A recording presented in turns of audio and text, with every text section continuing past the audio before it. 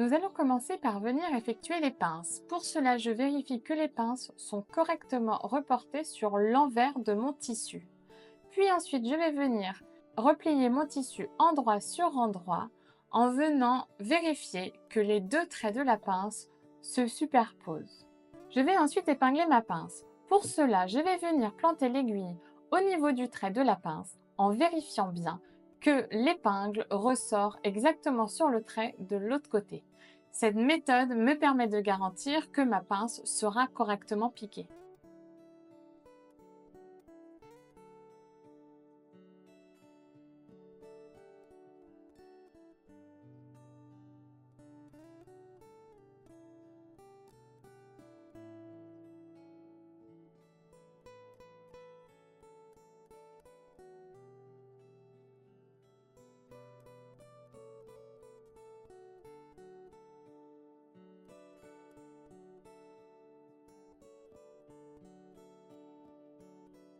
Une fois que la pince est épinglée, je peux passer à la machine à coudre. Lorsque je vais coudre ma pince, je vais venir effectuer un point de longueur normale tout le long de la pince, puis je vais venir diminuer la longueur du point au moment de finir ma pince. Cela évitera entre autres d'avoir une épaisseur au niveau de la finition de la pince.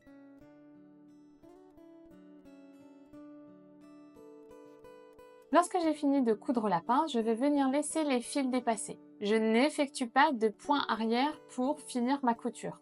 Je vais venir faire un nœud à la main avec le fil qui dépasse, puis ensuite je vais venir le couper.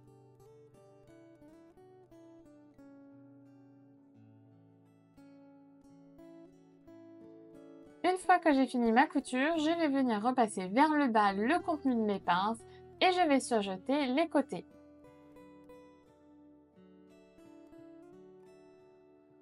Tant qu'à travailler le surjet, j'en profite également pour venir surjeter les côtés de mon dos.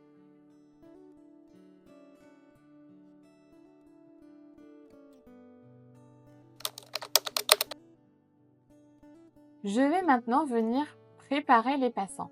Pour cela, il y a un gros travail à effectuer au niveau du fer à repasser. Dans un premier temps, je vais venir plier envers contre envers la bande de tissu et je vais marquer le pli au fer. Une fois que cela est fait, je vais venir effectuer un repli de 1 cm envers sur envers. Cela va correspondre à effectuer un repli vers le milieu de la bande. Puis ensuite, je vais venir replier ma bande de tissu en deux. J'obtiens donc une sorte de biais plié en deux que je vais venir piquer à 2 mm du bord.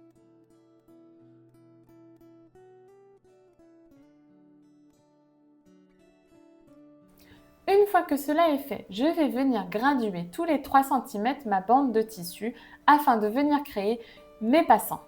Pour cela, je vais venir effectuer une découpe le long des différents traits que j'ai effectués. Au total, j'obtiendrai 48 passants.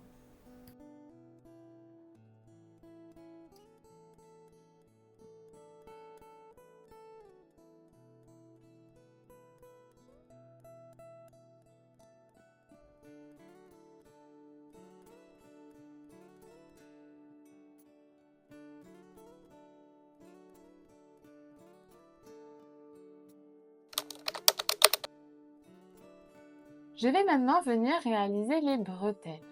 Pour cela, je vais prendre mes côtés de bretelles et je vais venir effectuer exactement le même pliage que pour les passants.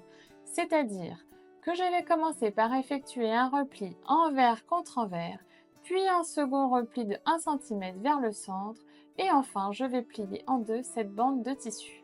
Une fois que j'ai effectué cela, je vais venir graduer les côtés de la bretelle afin de pouvoir positionner mes passants.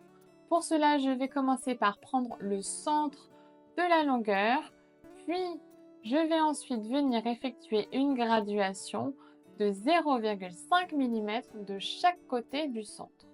Ça me permet d'avoir la position de mon premier passant. Puis ensuite, je vais venir graduer tous les 3 cm.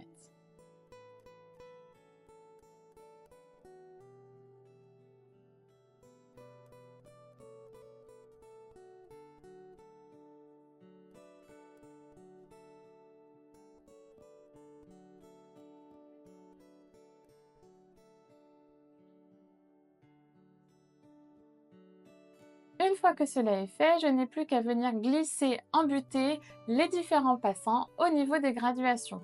On viendra ensuite fixer les passants avec une couture que je vais venir réaliser à 2 mm du bord du côté de la bretelle. Cette étape peut se faire de deux manières. Soit je viens glisser mes passants au fur et à mesure que je réalise la piqûre à 2 mm du bord, soit je viens les préfixer avec de la colle temporaire, puis je réalise ma piqûre à 2 mm du bord.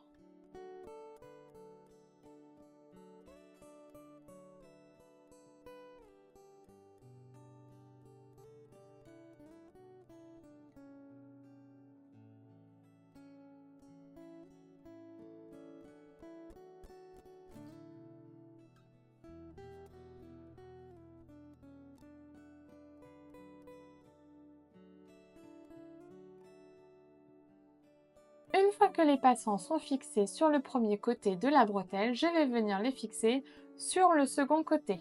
Pour cela, je viens effectuer de nouveau les graduations tous les 3 cm afin de garantir d'avoir exactement les mêmes repères d'un côté et de l'autre de la bretelle.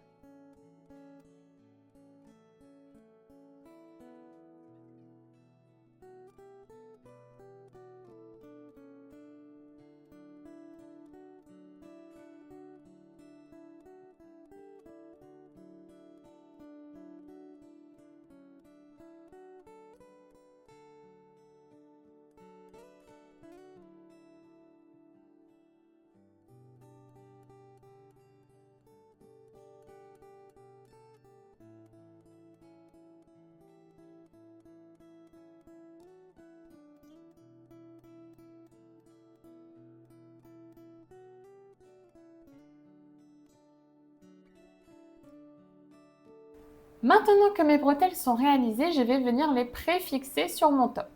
Pour cela, je vais commencer par mon devant et je vais venir fixer les bretelles endroit contre endroit en veillant à me positionner bien au centre de l'emplacement des bretelles. Une fois que mes bretelles sont correctement positionnées, je vais venir effectuer une fixation à 0,5 mm du bord.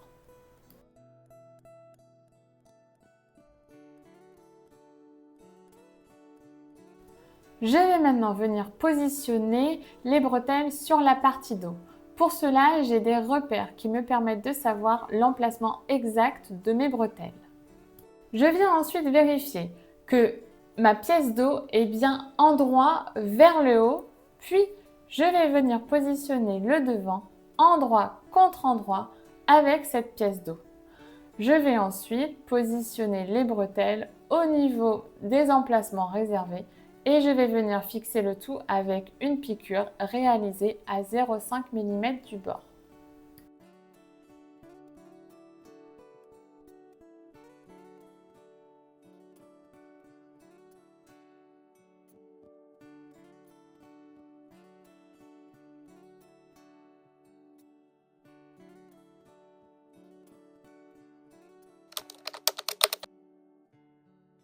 Une fois que mes bretelles sont préfixées, je vais venir assembler les côtés.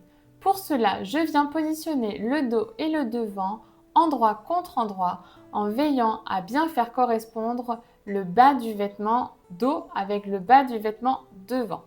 J'épingle, puis ensuite je vais venir effectuer une piqûre à 1 cm du bord.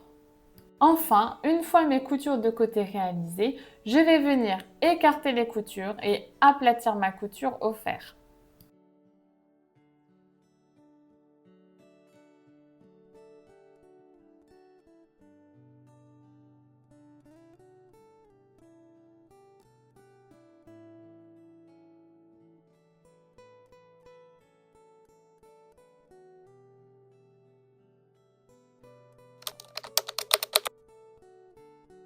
On s'attaque maintenant à la parmenture. Après avoir surjeté les côtés de mes parmentures dos et devant, je vais venir les assembler endroit contre endroit en effectuant une piqûre à 1 cm du bord. Une fois cette piqûre réalisée, je vais venir écarter la couture et aplatir la couture de côté.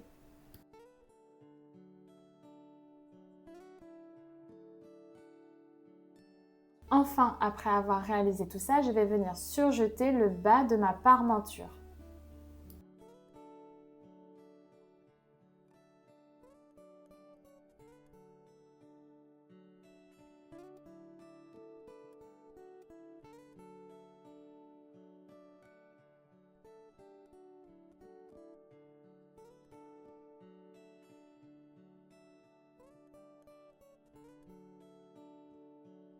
Je vais ensuite venir fixer la parmenture sur le vêtement. Pour cela, je vais commencer par venir effectuer un repère au niveau de l'encolure en V, afin de me permettre de respecter ma marge de couture et surtout d'avoir une jolie finition. À l'aide d'une craie et de ma règle japonaise, je vais venir marquer les lignes de couture.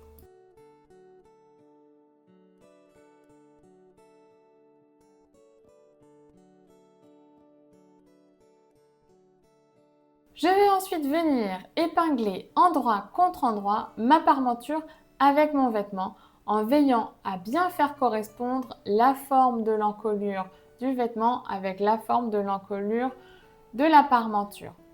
Je veille également à ce que les bretelles soient bien mises en sandwich entre la parmenture et le vêtement. Pour cela, je viens les glisser sur le côté en veillant à ne pas faire de plis. C'est une étape durant laquelle il faut être rigoureuse car cela permettra d'obtenir une jolie finition au niveau de la forme de l'encolure.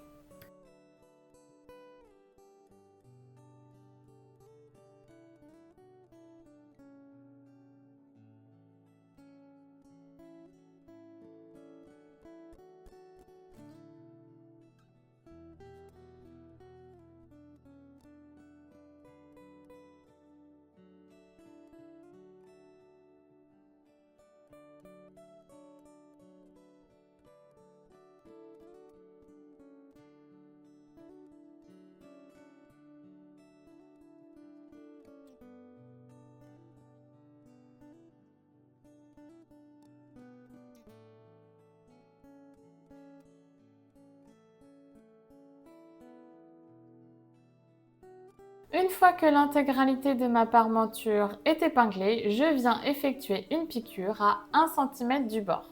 Durant la réalisation de la couture, je vais faire très attention à réaliser un joli V au niveau de mon décolleté.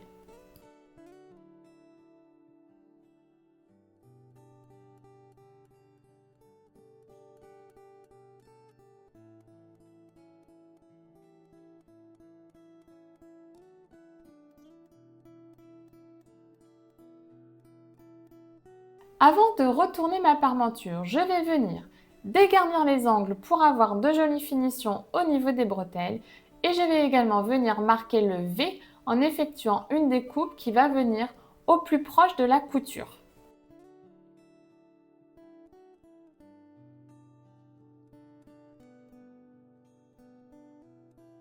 Ainsi, en venant retourner ma parmenture, j'obtiens un joli décolleté.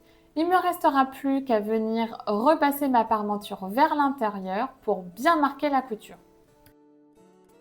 Enfin, pour finir parfaitement cette parmenture, je vais venir effectuer une piqûre de soutien à 2 mm du bord entre la marge de couture et la parmenture. Cette piqûre de soutien permettra de maintenir la parmenture à l'intérieur du vêtement.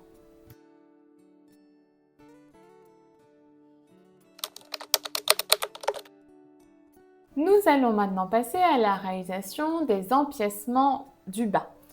Pour cela, je vais commencer par venir effectuer un surjet des deux côtés des empiècements.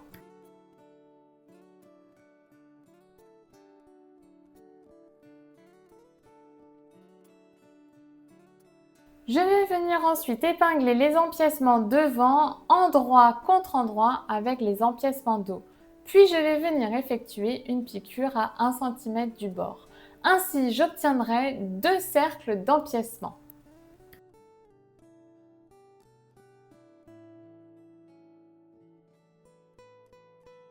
Durant l'assemblage dos et devant des empiècements, je veille à bien positionner l'écran dos et l'écran devant vers le haut de l'empiècement du même côté afin de ne pas avoir de potentielle déformation du vêtement ensuite si on assemble tête bêche, un dos et un devant.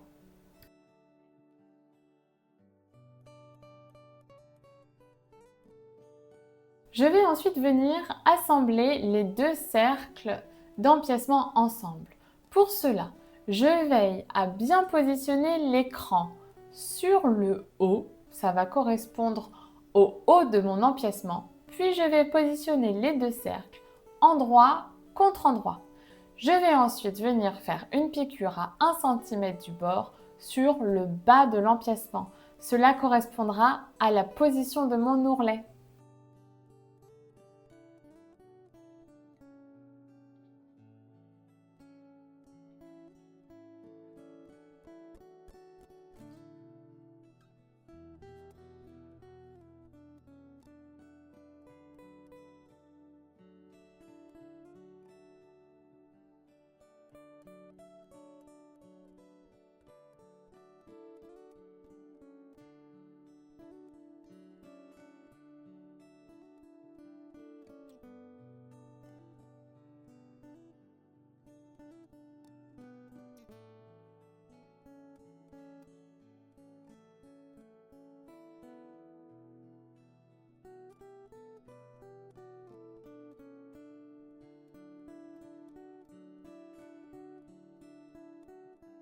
Une fois que cela est fait, je vais venir écarter ma couture, aplatir ma couture et je vais venir positionner envers contre envers les deux empiècements.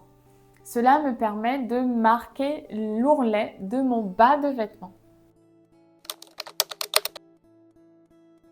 Donc ensuite, on va venir déterminer la longueur de biais. Pour cela, je vais commencer par positionner ma couture de côté face à moi. Ce sera mon repère. Puis, je vais venir faire un repère à 1 cm du bord de mon biais. Je vais venir positionner ce repère sur la couture de côté et je vais venir épingler. Ensuite, je vais venir épingler mon biais tout le long de mon vêtement. Cela me permettra de garantir que mon biais fait exactement la longueur du bas du vêtement.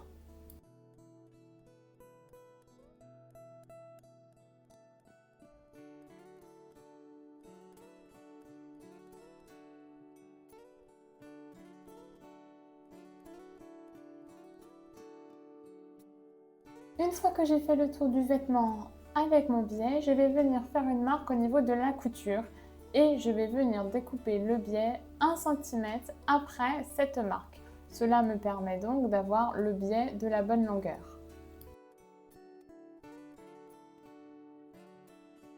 Je viens ensuite reporter cette longueur obtenue sur la deuxième partie de mon biais de façon à avoir deux biais de la bonne longueur. Je vais ensuite venir préformer mes différents plis. Je vais venir plier mon biais en deux et marquer cette pliure au fer. Cela me permettra de venir positionner très facilement mon biais par la suite. Une fois que cela est fait, je vais venir ouvrir complètement mon biais et je vais venir positionner les deux côtés endroit contre endroit et effectuer une piqûre à 1 cm du bord.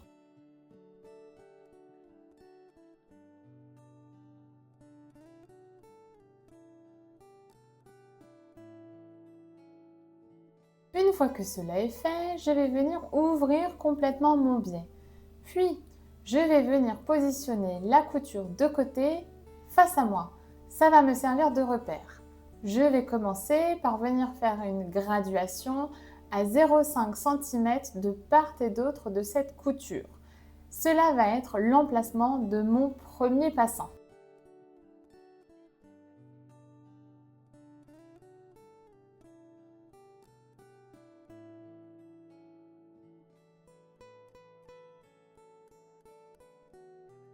Puis, à partir de ce premier passant, je vais venir effectuer des graduations toutes les 4 cm environ.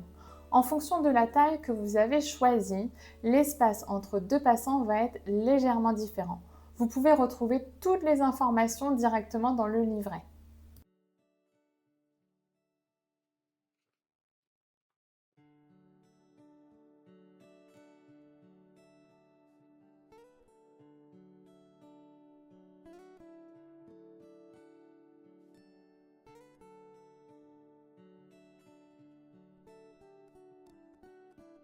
Ce sont sur ces graduations que l'on va venir positionner les différents passants.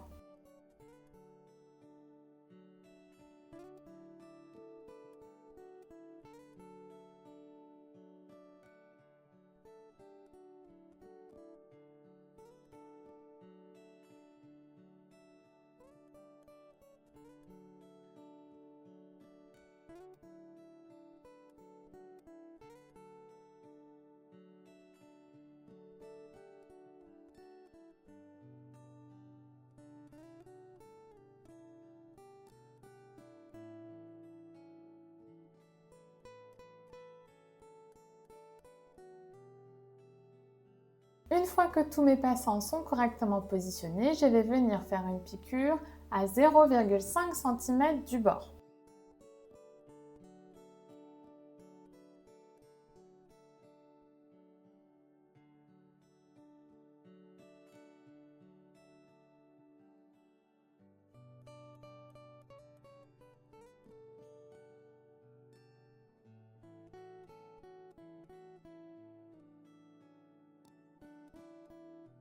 Une fois que la piqûre est réalisée, je vais venir positionner le biais avec mes passants sur le bas de mon vêtement. Pour cela, je vais venir commencer par repérer la couture que j'ai effectuée tout à l'heure lorsque j'ai piqué le biais endroit contre endroit. Cela va correspondre à la couture du milieu parce qu'en effet, c'est le premier passant que j'ai positionné. Puis ensuite, je vais venir épingler mon biais endroit contre endroit en veillant à bien mettre le passant en sandwich entre le biais et le vêtement.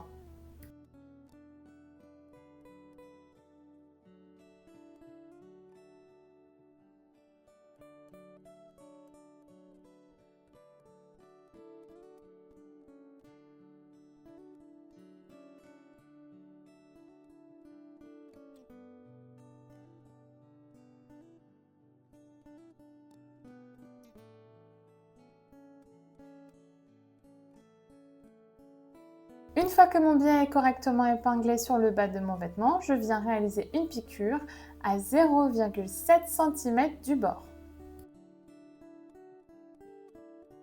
Après avoir effectué ma piqûre, je vais venir repasser le biais vers l'intérieur de mon vêtement en faisant bien ressortir les différents passants. J'effectue ensuite un double repli que je viens marquer au fer de façon à former un ourlet avec le biais que je viens de poser afin d'obtenir une belle finition. Une fois que cela est fait, je viens réaliser une piqûre nervure à 2 mm du bord de mon biais.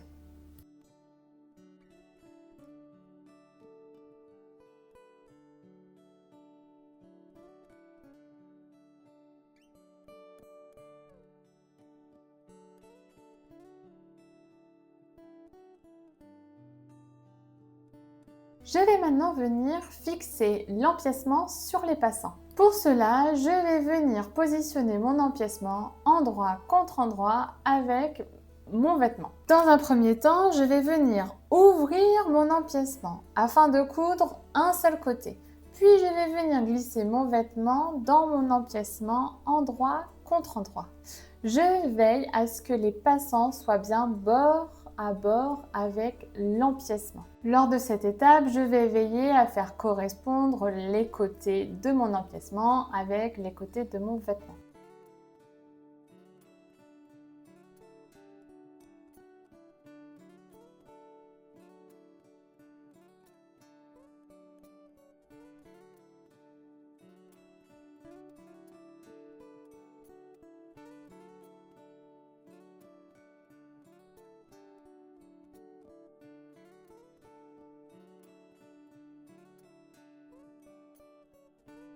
Une fois que l'empiècement est correctement épinglé, je viens réaliser une piqûre à 0,5 cm du bord. Une fois que mon empiècement est fixé, je vais venir fixer correctement l'empiècement doublure et l'empiècement devant.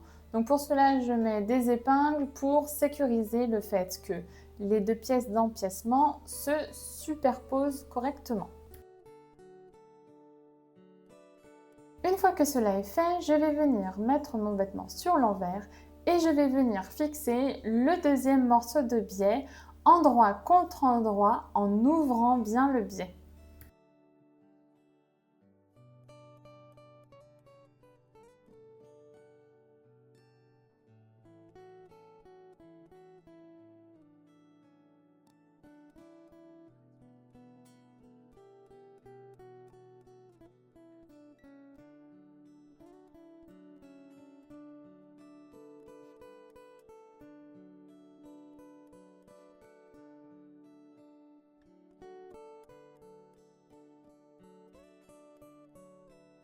Puis je vais venir faire une piqûre à 0,7 cm du bord.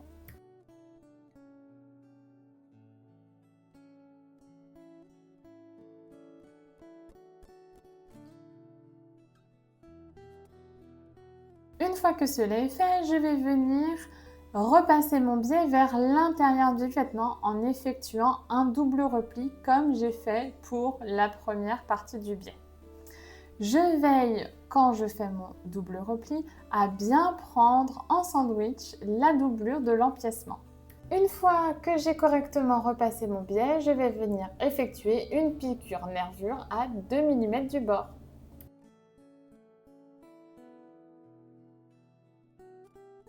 Nous avons quasiment terminé la réalisation du vêtement.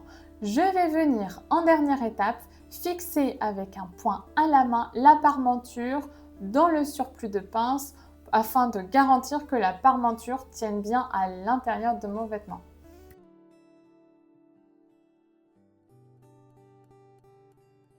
Une fois que tu as réalisé toutes ces étapes, tu peux venir retourner ton vêtement et admirer le résultat.